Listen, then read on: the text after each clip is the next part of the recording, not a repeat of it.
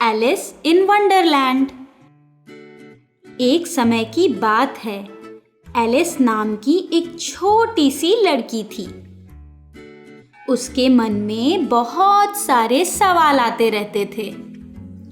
एक दिन एलिस और उसकी बड़ी बहन एक पेड़ के नीचे बैठे थे। उसकी बहन एक किताब पढ़ रही थी, पर एलिस बहुत तंग आ चुकी थी क्योंकि उसके पास करने के लिए कुछ भी नहीं था। उसने अपनी दीदी से कहा कि किताब पढ़ना बंद करे और उसके साथ खेले, पर उसकी बहन ने एलिस को अनदेखा कर दिया और फिर से पढ़ने में जुट गई। तभी एलिस ने एक खरगोश को भागते हुए देखा। खरगोश भागते हुए खुद से बातें कर रहा था। अरे नहीं, मुझे देर हो रही है, अरे नहीं, मुझे देर हो रही है, और अपने बिल में गायब हो गया। अब एलिस के मन में तो बहुत सारे सवाल आते थे। बात करने वाले खरगोश को देखकर वो भी उसके पीछे दौड़ पड़ी और बिल के पास जाकर अंदर झांक रही थी। अचानक उसने अपना संतुलन खो दिया और बिल के अंदर गिर पड़ी। एलिस बहुत देर तक नीचे जा रही थी।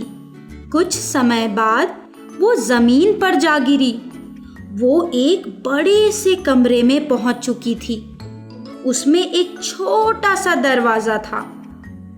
एलिस ने खरगोश को दरवाजे से बाहर जाते देखा। एलिस को खरगोश के पीछे जाना था, पर दरवाजा छोटा था। मुझे दरवाजे के पार जाना है, पर कैसे जाऊं? दरवाजा तो बहुत छोटा है। अब क्या करूं? क्या मैं इस कमरे से कभी बाहर निकल पाऊंगी या यहीं फंसी रहूंगी? एलिस ने यहाँ वहाँ देखना शुरू किया। उसने कमरे के कोने में एक मेज देखा। मेज पर एक कांच की बोतल और चाबी थी। एलिस ने चाबी उठाई। वो बहुत प्यासी थी, तो उसने बोतल में भरा हुआ रस पी लिया और अचानक वो छोटी होने लगी। अरे वाह, मैं तो छोटी हो गई हूँ। अब मैं आसानी से इस दरवाजे से पार हो सकती हूँ। एलिस भागकर दरवाजे के पास गई। उसने चाबी से दरवाजा खोला। जैसे ही वो दरवाजे की दूसरी ओर गई, वो एक बड़े ही सुंदर बगीचे में जा पहुंची। वो बगीचे की सैर कर रही थी। तब अचानक वो खरगोश उसके सामने आ खड़ा हुआ। इस बार खरगोश ने एलिस से बात की। उसने बड़ी ही बदतमीजी से एलिस से कहा, मेरे घर जाओ और मेरा पंखा और दस्ताने लेकर आओ। एलिस को हैरानी हुई, ये खरगोश इस तरह से बात क्यों कर रहा था।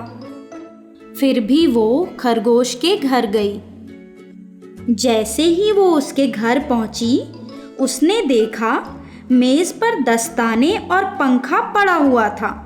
उसने सामने रखा हुआ केक भी देखा। वो बहुत भूखी थी। उसने सोचा, क्यों ना थोड़ा केक खा लूं। जैसे ही उसने केक खाया, उसका आकार बढ़ने लगा। अरे नहीं, अब मैं इस घर से बाहर कैसे जाऊंगी?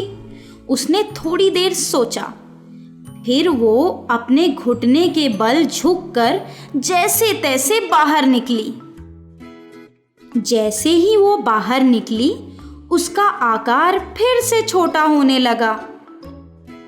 ओह, ये मेरे साथ क्या हो रहा है? मेरा आकार कम हो रहा है और बढ़ रहा है। क्या मेरा आकार फिर से सामान्य होगा जैसे यहाँ आने से पहले था? हाँ छोटी सी लड़की, जरूर होगा। उसने एक कैटरपिलर को एक लाल से मशरूम पे बैठे देखा। ये मशरूम खाओ। जी नहीं, शुक्रिया, पर क्या तुम मेरी सहायता कर सकते हो? एक रास्ता मैड हैटर के घर की तरफ जाता है और दूसरा रास्ता खरगोश के घर की तरफ। पेड़ पर बैठी बिल्ली ने एलिस से कहा। बिल्ली को धन्यवाद कहकर एलिस आगे चल पड़ी। एलिस ने सोचा, वो खरगोश तो बड़ा ही बदतमीज था, तो मैं मैड हैटर से मिलने जाऊंगी। वो मैड हैटर के घर के पास गई। मैड हैटर ने एलिस से पूछा, बताओ, मोर जूते क्यों पहनता है? एलिस ने कहा, मुझे नहीं पता, आप ही बता दीजिए। मैड हैटर ने कहा, मुझे भी नहीं पता। अब एलिस बहुत ज्यादा परेशान हो चुकी थी। तुम पागल हो, इसलिए सभी तुम्हें मैड हैटर कहते हैं।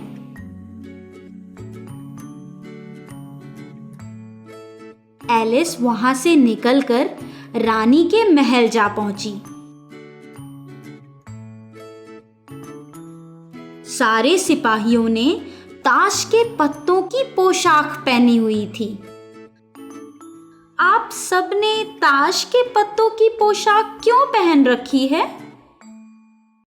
हमारी रानी की आज्ञा है, क्योंकि उन्हें ताश खेलना पसंद है। एलिस महल के अंदर गई और रानी से मिली। रानी परेशान थी, क्योंकि उसका हीरो का हार कहीं खो गया था। रानी ने एलिस से पूछा, तुम कौन हो? एलिस ने रानी को सारी बातें बताई। रानी ने कहा, चलो मेरे साथ ताश खेलो, पर याद रखना तुम्हें मेरे सामने हारना होगा। अगर तुम जीती तो तुम्हें सजा मिलेगी। उन्होंने खेल शुरू किया। एलिस ने हारने की बहुत कोशिश की, पर रानी मूर्ख थी, वो हार गई। अब रानी को बहुत गुस्सा आया। खरगोश और मैड हैटर आगे आए। उन्होंने कहा, एलिस, तुम्हें हमारे राज्य न्यायालय में हाजिर होना होगा। एलिस ने पूछा, क्यों? मैंने तो कुछ भी नहीं किया। रानी ने एलिस पर हीरो के हार की चोरी का आरोप लगाया।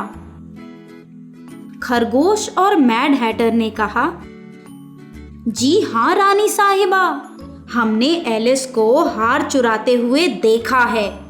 रानी बोली, एक तो तुमने मेरा हार चुराया और ताश के खेल में भी तुम जानबूझकर जीत गई। तुम्हें इसकी सजा जरूर मिलेगी। तुम सब झूठे हो। पर कोई भी उसकी बात सुनने को तैयार नहीं था। अब एलिस को बहुत गुस्सा आया। वो गुस्से से कांप रही थी। अचानक उसका आकार बढ़ना शुरू हुआ। उसने कहा, तुम सब पागल हो, ये पागलों की दुनिया है। मैं तुम सबको मारूंगी। अचानक एलिस को लगा कि कोई उसके हाथ को छू रहा है। उठ जाओ एलिस, उठ जाओ, घर जाने का समय हो रहा है, उसकी दीदी ने उसे कहा। एलिस अचानक जाग गई और वो समझ गई कि वो तो एक सपना देख रही थी। उसने अपनी दीदी को सपने के बारे में बताया और दोनों बहनें जोर जोर से हंसने लगी।